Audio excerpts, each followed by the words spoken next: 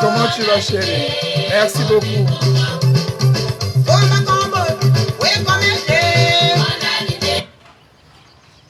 Bon, nous allons commencer le direct parce que c'est le matin. Et on va vite le terminer. C'est pas long comme l'indique le titre. Ça c'est mon sans titre. Mon bébé, ça va venir. Ça c'est mon sans titre.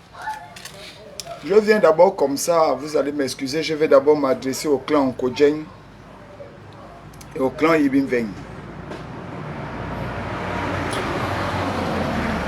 Je m'adresse au clan Nkodjeng parce que c'est vous les pères, les francs.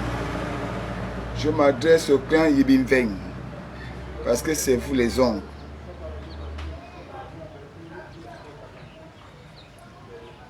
Quand quelqu'un veut vous piéger ou veut se saisir de votre douleur pour vous conduire vers l'abîme, il vaut mieux adopter une méthode de grandeur. Parce que si quelqu'un veut être identifié, ou bien être glorifié, ou bien être mieux que les autres, il doit commencer par faire ce que tout le monde n'est pas capable de faire. La honte n'est pas à vous, les Nkodjeng. La honte n'est pas à vous, les Yibinveng. Parce que si ce n'était que les Nkodjeng que nous sommes, et les Yibinveng, que sont les oncles de Petimba, je ne pense pas Mahabini. Mais la honte à notre système, à notre État, à notre gouvernance, la honte. Quand on tape ton enfant à la route et que tu restes dans la maison en disant je suis l'ami de son père, la honte n'est pas l'enfant qu'on tape. La honte, c'est au père.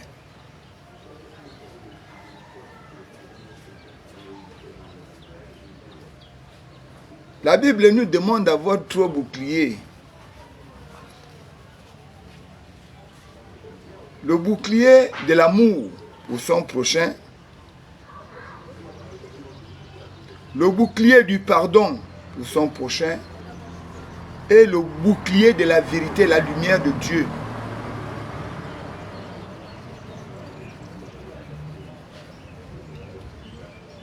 Si quelqu'un rentre dans un bar te gifle et que tu rends la gifle, tu n'as rien fait de nouveau. Tu as fait ce que tout le monde est capable de faire.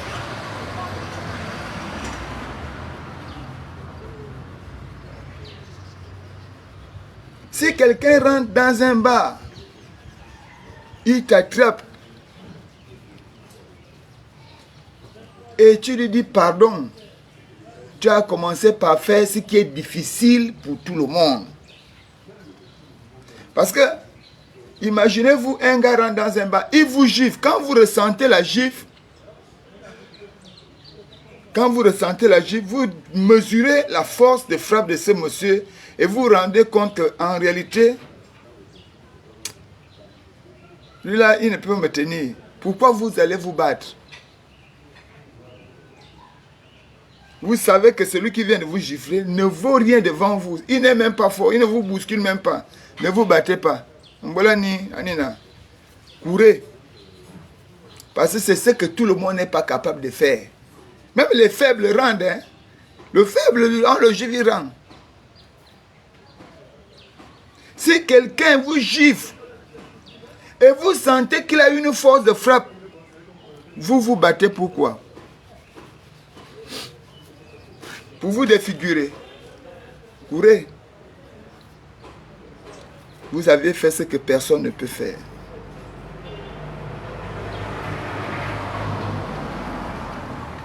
Petimba est mort. ne sait pas. Mon gars, ça va, on ne sait pas. Chacun donne ce qu'il peut donner.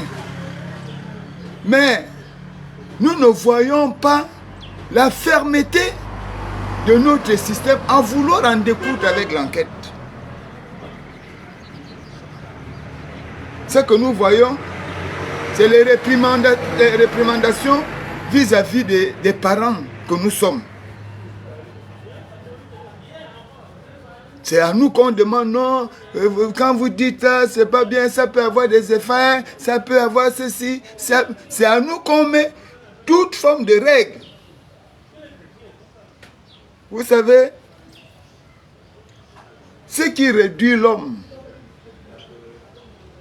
à ne pas aller vers l'avant, à ne pas s'épanouir, c'est quand les lois exercent en lui la peur.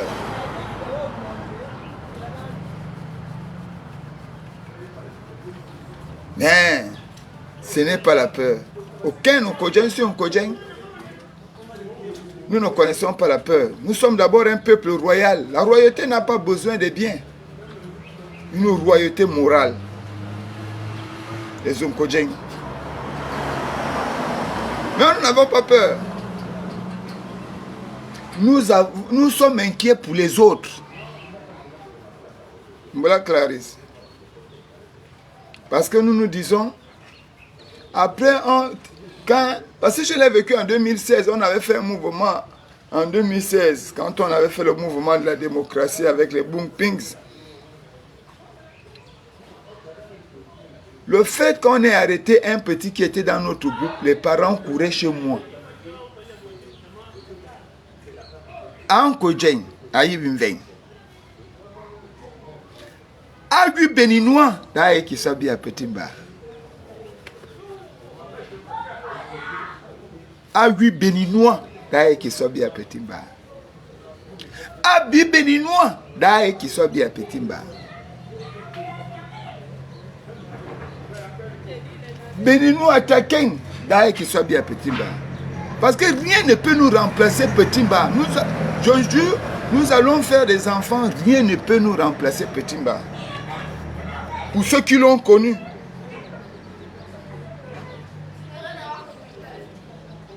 Petit Bar savait être tout. Mais après, il savait revenir vers la personne. Tu le gondais, tu avais comme l'impression qu'il ne te comprenait pas, qu'il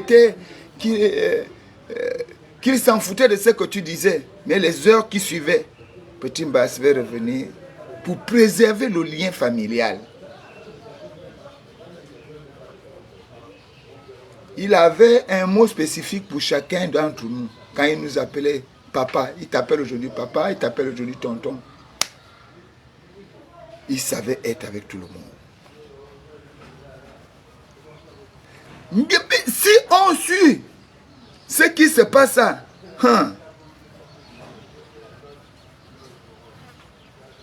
laissons, enterrons Petit Bar. Mais en enterrant Petit Bar, puisque c'est nous les menteurs, nous qui pleurons, c'est nous les mauvais, je vous dis, la honte reviendra à notre système, à nos gouvernants. Où on est capable de tuer les enfants dans un pays, on ne parle pas. Vous croyez que c'est quand on va tuer un Gabonais au Bénin ou au Togo que les Gabonais vont réagir? Pas les Gabonais, nos gouvernants.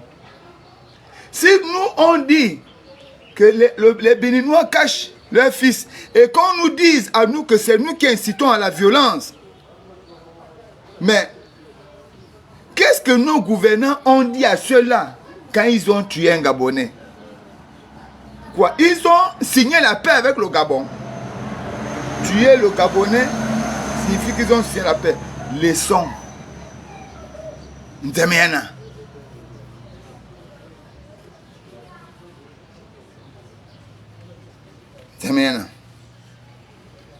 Allons-y enterrer Petit Bar. Mais j'implore Yibin Venyen Kodjeng, parce qu'on n'enterre pas un enfant. On le sème, plante, il germe. Je vous implore, nous on va faire la force, le peu qu'on a pour l'amener jusqu'à Oyem. Mais vous qui êtes Oyem là, Boaneves, rendez coup pour coup. Peut-être on pense que les femmes ne sont incapables d'atteindre aussi les sommités de la sorcellerie comme les Béninois. Allez-y réveiller. Nous, on va faire le possible d'amener Petimba. De telle sorte que celui qui a tué Petimba, ou celui qui a entendu, ou celui qui a vu, aucun d'eux ne soit épargné. Même celui qui avait la nouvelle, il savait que le Béninois là est caché quelque part. Que ça n'épargne personne. Si on avait laissé ça, c'était parce que ça tuait les villages chez nous. Mais je vous en prie, je sais que ça existe encore chez nous.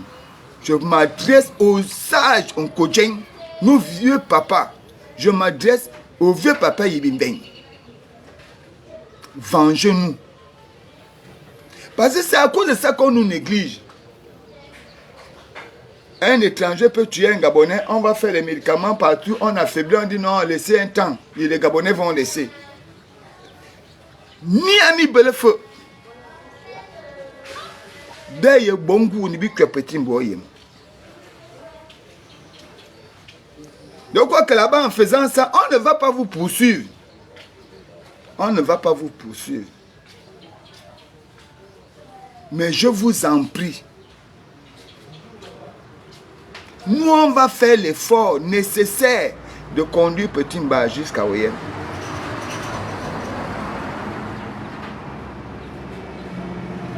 Vous préparez-vous à gaspiller ce corps pour que celui qui était au courant que le Béninois a tué Petimba, ou celui qui a entendu et qui n'a pas parlé, qu'il n'ait pas le droit de cabinet ou de rester sans cabinet, qu'il n'ait pas le droit de sortir de la maison ou de rester dans la maison, qu'il n'ait pas le droit de respirer ou de rester sans respirer, qu'il n'ait pas le droit de manger ou de rester sans manger, qu'il n'ait pas le droit de boire et de rester sans boire. Pardon. Assez, si nous fonçons, quelqu'un, le plan, hein, quelqu'un peut aller tuer une personne là-bas, on va dire, c'est les gars de Akebe Poto. Ma bonne amitié assez bientôt. Reculer face à une situation ne signifie pas que vous êtes faible.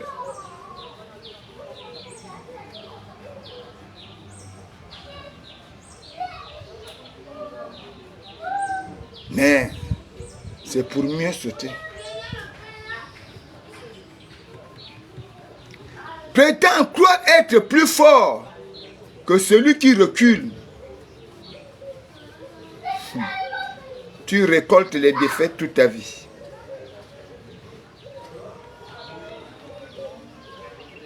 À mon système, à nos gouvernants,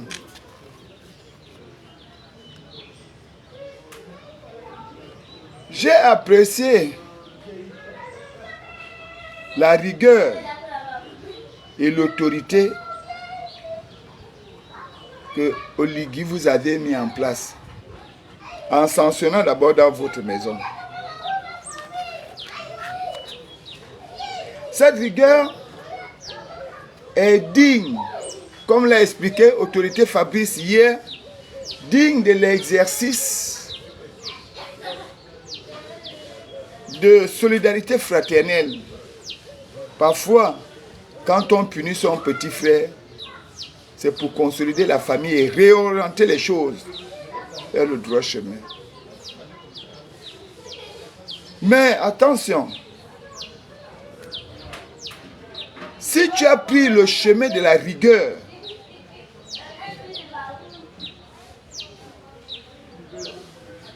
j'utilise, on va dire tu as tutoyé le président. Non. Quand on est président de la République, on est plus petit. on devient père de la nation. Même les aînés doivent vous appeler papa. À partir du moment où on fait un rapprochement familial, on doit se tutoyer. Donc les gens qui vont aller faire le Congo, ça, c'est à votre niveau. Mais il me semblerait que c'est vous, Olidi. C'est vous le président aujourd'hui. Vous avez été directeur du renseignement au Gabon. Vous connaissez les méthodes pour aboutir à des solutions difficiles. C'est quoi l'histoire qu'un petit Béninois va se cacher dans un quartier ou dans une ville? Vous ne mettez même pas un seul moyen de pression. C'est quoi l'histoire là? C'est quoi l'histoire que on va tuer un Gabonais au Gabon et on va nous brandir les relations de coopération comme si c'était une forme de résurrection? C'est quoi cette histoire? C'est quoi l'histoire que les enquêtes vont dans tous les sens? C'est quoi cette histoire? Mais j'ai comme l'impression que je risque de comprendre. Parce que même la fille qu'ils détiennent aujourd'hui, la copine de l'assassin, c'est moi-même qui suis allé arrêter cette fille. Donc ça voudrait dire que si je n'aurais pas arrêté, elle aussi elle sera quelque part cachée et puis aujourd'hui on serait toujours en train de parler.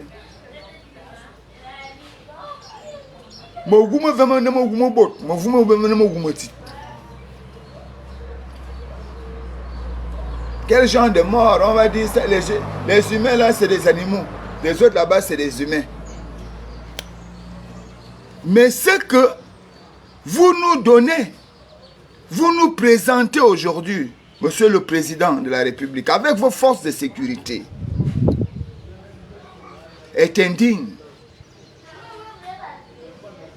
Ça ne donne aucune dignité à la société gabonaise. Et le Gabonais ne fait que rentrer dans l'abîme de sa chosification. Le Gabonais est traité de tous les noms. Et quand on parle, on dit Fortuné a des séquelles et les brindilles de l'activisme. Même quand je suis assis sur la raison. Ah, mon grand-père. Mon grand-père disait en son temps, lorsque le savoir et la sagesse arrivent dans un village de fous, il semble reconnaître l'aliénation.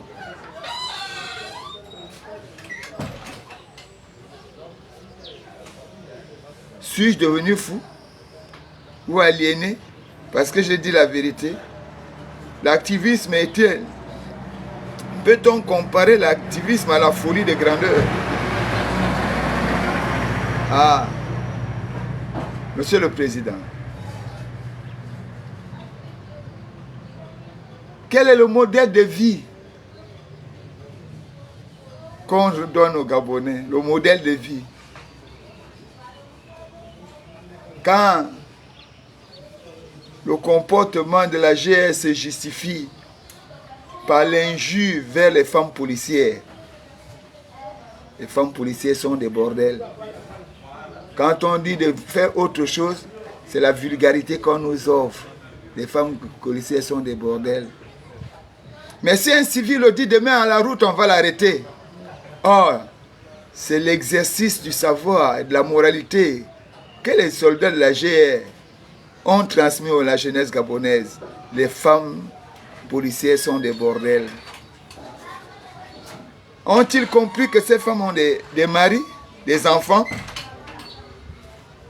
Quelle est la dignité qu'on donne à ces femmes quand elles vont se retrouver face à leurs enfants qui ont suivi cette vidéo?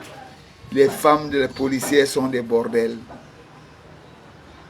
Voilà des mères de famille gabonaises qui ont perdu leur dignité à cause de la blague des jeux des soldats qui ont traduit le comportement responsable à l'enfantillage. Voilà.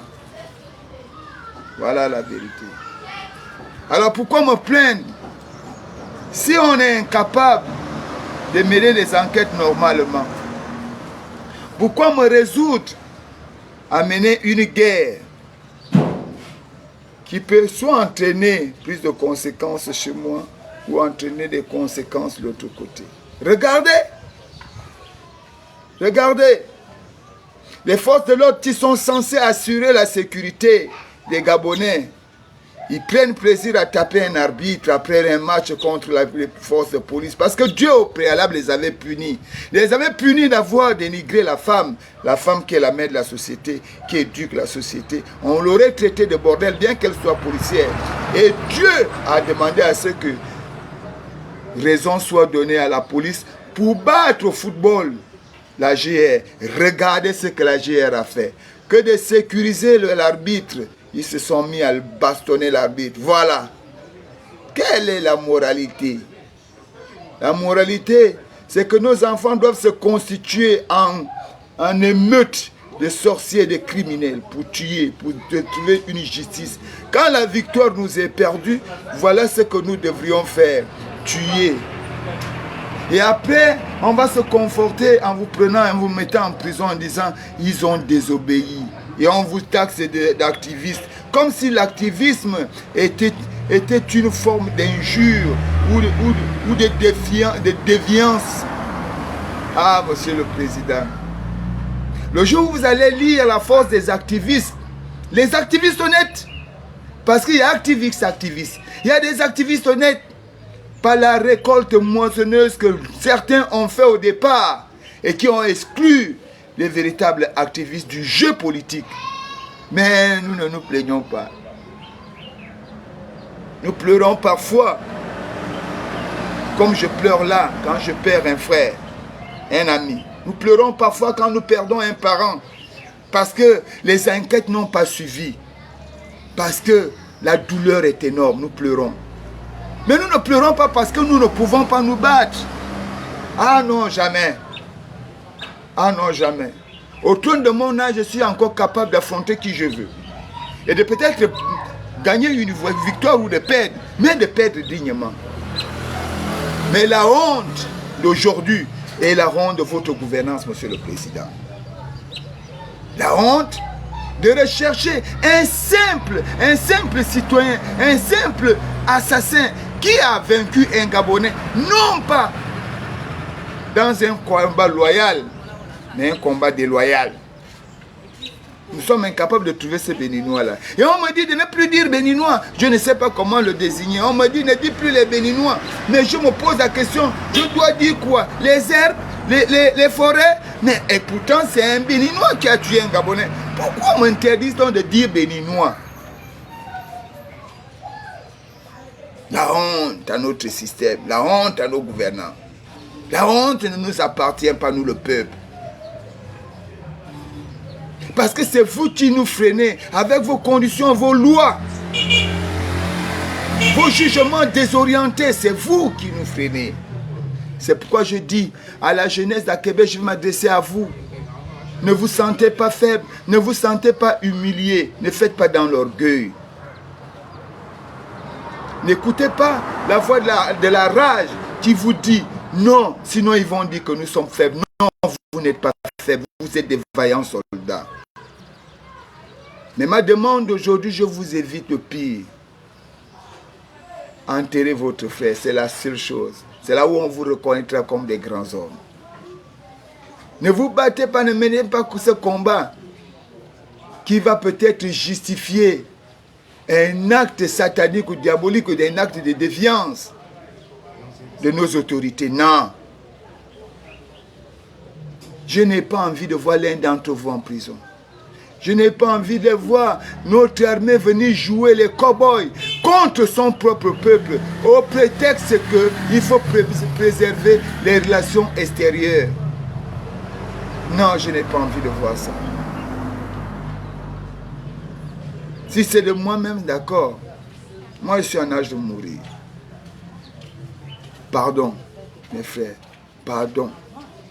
J'ai entendu certains me dire hier, non, Fortuné, là, c'est maintenant de la politique. Tu ne peux pas dire ça. Non, ce n'est pas de la politique. Ce n'est pas de la politique.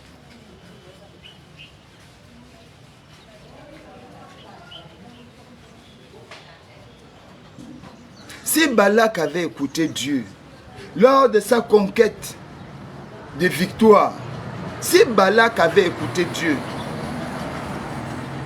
Balak ne serait pas en dessous de l'âne. Balak était un grand guerrier. Il n'avait peur de personne. Personne ne l'avait jamais vaincu. Mais après un long combat, Dieu avait demandé à Balak d'aller se reposer et de ne pas mener la guerre. Mais quand Balak arrive chez lui, il trouve sa soeur. Et sa soeur se plaint. Elle pleure. Elle montre la douleur. Et Balak, ne pouvant pas accepter qu'un membre de sa famille soit humilié, chosifié par l'adversité, avait décidé de mener cette guerre. Mais pendant que Balak traversait le désert sur l'âne, Dieu avait confondu son savoir. Car la Bible déclare, Dieu a créé les petites choses pour confondre les plus grandes, afin que l'on ne se glorifie. Aucune gloire n'est à celui qui se prétend grand. Il n'y a que voir aujourd'hui, de la Yom-Tim, de la Gève à la Yom-Tim à nos jours. Tous ceux qui gonflent finissent par sombrer dans l'abîme. Ah, monsieur le président, c'est ce peuple qui va vous voter. Ce peuple-là. Ce peuple que tout le monde peut analyser autour de toi comme étant un peuple mendiant, comme n'étant pas un peuple sérieux. C'est ce peuple qui doit voter. Mais c'est ce peuple qui pleure avant les élections. C'est ce peuple qui souffre avant les élections. Et c'est ce peuple que vous viendrez solliciter. Balak marchait sur l'âne, mais il n'avait pas vu l'ange. Mais l'âne avait vu l'ange. Balak qui était homme de Dieu, l'âne n'était que l'animal de chaume. Et c'est l'âne qui dit à Balak, pourquoi me tapes-tu? Depuis que je te transporte, ai-je déjà refusé de vous porter? Mais vous me tapez, vous ne voyez pas l'ange qui est devant vous. Balak n'a plus les yeux pour voir l'ange. Parce que sa colère, son ego résidait dans la douleur du cœur. Mais vous qui nous demandez, à nous les Onkodjay, de nous taire face à la mort de notre fils, connaissez-vous quelqu'un qui a une blessure au genou et avec la joie au cœur? Aka, ya yebanam ba abom vanam. On ne peut pas être heureux. Ce que je voulais vous dire ce matin, interrompre Timba. Et à vous, nos aînés, nos grands-pères, voilà un conflit mystique qui s'impose. Prenez la victoire. Nous avions encore nos choses au village. Parce que personne ne va mener ce combat pour nous. Ce qu'on a mis devant nous, c'est de retourner les armes de notre sécurité contre nous-mêmes. Merci beaucoup, parce que vous aviez pris assez de temps pour m'écouter. Je vous remercie parce que vous nous donnez toujours la force de mener le combat de la lutte pour la liberté. Et je pense que, Monsieur le Président, vous n'aviez pas encore bien nettoyé votre maison. Il y a encore des brins de saleté. Un autre président, dans un autre pays, on aurait demandé d'arrêter tous les Béninois qui sont dans la ruelle. Je dis les Béninois qui sont dans cette ruelle. Si vous les arrêtez tous, vous allez trouver ce gars. En toute chose, il faut un moyen de pression. Mais la plus grande tristesse, c'est de savoir que l'ambassade du Bénin, je ne sais pas où l'ambassade du chancelier, je ne sais pas ce qu'il est. Il n'arrive même pas à faire une sortie médiatique pour interpeller ses citoyens ou ses compatriotes. La tristesse, comme le disait Chamberlain, à la mort de notre sœur en Turquie, c'est le mutisme de nos journalistes qui attendent à ce qu'on les appelle pour venir faire le reportage. Depuis qu'ils ont entendu la mort du Gabonais, non, ils courent derrière le président de la République. Ils courent derrière les histoires qu'ils ne maîtrisent pas. Ils doivent faire la publicité, les commentaires sur le fait que le président est démis ses frères de fonction. Mais qu'est-ce qu'il y a de mauvais? A-t-il dit que ce sont plus ses frères? Mais ce qui est important, amenez vos caméras parce que vous êtes payés par le contribuable gabonais. Rendez public si c'est ce qui se passe. Et les journalistes aussi doivent mener des enquêtes. Non, vous êtes derrière les caméras. Il faut qu'on vous appelle au téléphone parce qu'on doit faire les débats politiques à la télé avec une connaissance théorique parce qu'on n'est pas sur le terrain. Et on se dit, journaliste d'investigation. Ah, triste réalité. Vous dites que certains activistes sont des kunabélistes. Mais les journalistes, vous êtes restés dans la même danse. Parce que vous êtes toujours les chantres du pouvoir. Or, ce n'est pas ça, la déontologie du journalisme.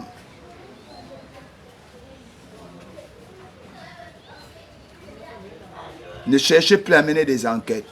Ne nous surveillez plus. N'amenez plus les gens pour rester là à la route à vous savoir ce que Fortuné va faire. Venez dans les voitures banalisées, appelez. Non, ne faites plus ça. Je vous rends le travail très facile. Je me résigne à enterrer mon neveu avec le clan Nkodjeng. Les clans Nkodjeng, moi je suis Nkodjeng. Nous avions choisi d'enterrer notre fils avec en face de nous les Yibinbeng. Mais, honte à vous-même. Honte à vous-même. C'est que vous avez préparé en se disant, on connaît la colère de Fortuné demain. Et c'est là où on va faire. Et comme ça, on va taire le problème. Cela n'aura pas lieu. Je vais enterrer mon enfant. Je vous remets à votre propre conscience. À tristesse du sort. Voilà mon direct sans titre. C'est sans titre mieux. J'ai pitié de mon pays, honte de mon pays. Et à la fois, je me demande pourquoi nous avions tant mené ce combat. Pourquoi? On a mené ce combat-là pendant des années, à vouloir libérer le Gabon pour arriver où? Là, dans un cimetière intellectuel. Merci beaucoup. Bonne journée à vous. Que Dieu vous protège. Vraiment que Dieu vous protège. Qui prend soin de vous. Pour l'instant, je ne serai pas avec vous. Je ne ferai plus de direct. Je vais d'abord m'occuper de mon neveu. Il doit être enterré dignement, comme un homme. C'était le seul garçon qui restait à mon aîné. Mon grand frère. Le seul garçon qui lui restait. Alors, ce n'était pas un enfant. Il était petit en âge, mais grand d'esprit. Il doit être enterré dignement, comme un fils Nkodjeng. Merci. Bonne journée à vous. Que Dieu vous protège.